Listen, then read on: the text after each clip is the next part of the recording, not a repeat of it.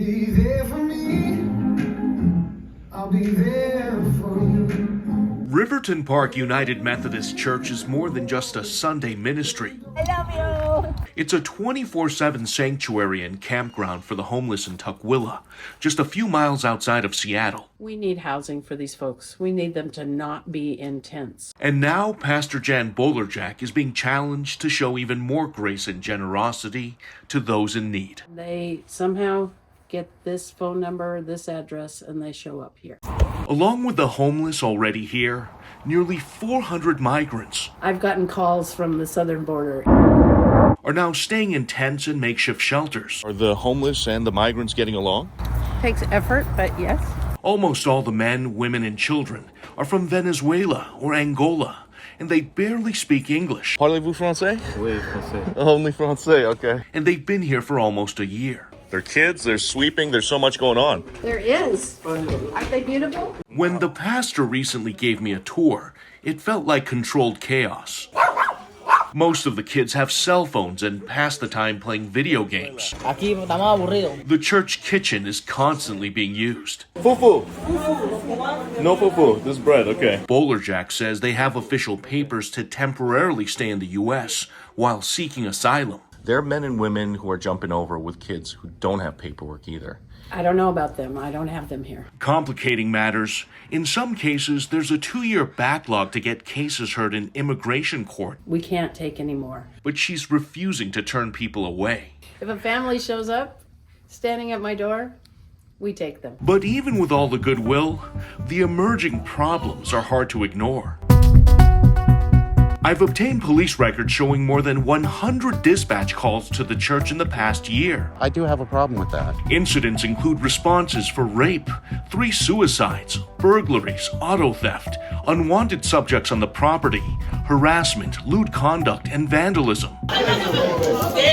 This is exclusive video showing a series of fights and arguments happening inside the church, and clashes over cultural differences between the Angolans and Venezuelans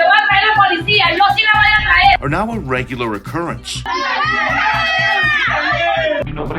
This woman who goes by Maria stays in a tent and wanted me to hide her identity. No nos sentimos a salvo. When we try to report or something, any problem, they don't take our case. She says there are even more problematic incidents, but church staff members are pressuring them not to speak up. So do you feel like the pastor's trying to cover up the problems or downplay the problems? Ella todos los días miércoles nos reúnen. She is very clear and consistent, asking us to keep the problems low, deal with her only, don't call the police.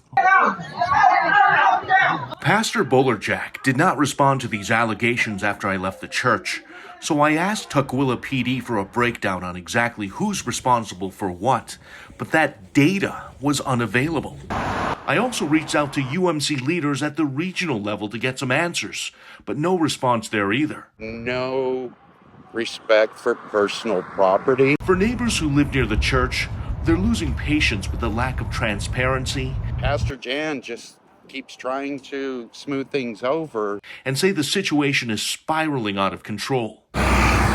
That's why Tukwila's mayor recently declared a state of emergency. The number of people has really outstripped the resources of the church. To access more regional support and funding for a crisis that pretty much caught everyone off guard. No small organization can handle the numbers of people that we've seen. Where are you from? Venezuela. While the church and private donors are financially supporting this situation on the ground, city leaders say this is stretching public schools and the already challenged homeless support system in the region. In fact, there are now complaints from advocates who say migrants are unfairly jumping ahead in line for housing at the expense of Americans living on the streets. Are you getting any guidance or sense of when the migrants will end up moving out? The flow seems to be continuing, and I think that is the challenge, that we need a more comprehensive solution. A spokesperson for Governor Jay Inslee's office says they're aware of what's going on and also trying to help, but emphasized we haven't heard of other jurisdictions experiencing this same situation. But the reality is the crisis is spreading, and Bolerjack says other United Methodist churches in the area are trying to help. We've now learned 20 people from Riverton were recently bused a Highline United Methodist Church in Burien, just a few miles away. If they pose any type of threat to the community, that's something that we all want to be aware of. Brandon Lewis lives right next door to Highline and says he was never notified. They're going to do what they can get away with. Were you notified by Highline that the migrants were going to be brought here? You know, I wasn't. Burien City Council members Jimmy Mata and Stephanie Mora say this is concerning for their city. Just seems very unplanned. And the business community is preparing for the worst. Respectfully, we have our own issues right now. I don't believe we're in a position to take on more. Highline pastor Jenny Parch did not want to go on camera, but says the cap at her church is set at 30 people, and these families will only be allowed to stay until the end of November. This is not just a Washington state problem. A record number of migrants illegally crossed the southern border during the past few years. Many ended up in so-called sanctuary cities like New York and Chicago, where law enforcement may look the other way. I believe we need to get more resources to welcome them. There for me. The pastors say there's no exact playbook to address this unprecedented crisis. Well, I will let them stay until we have something better. Their faith is clearly being tested more than ever.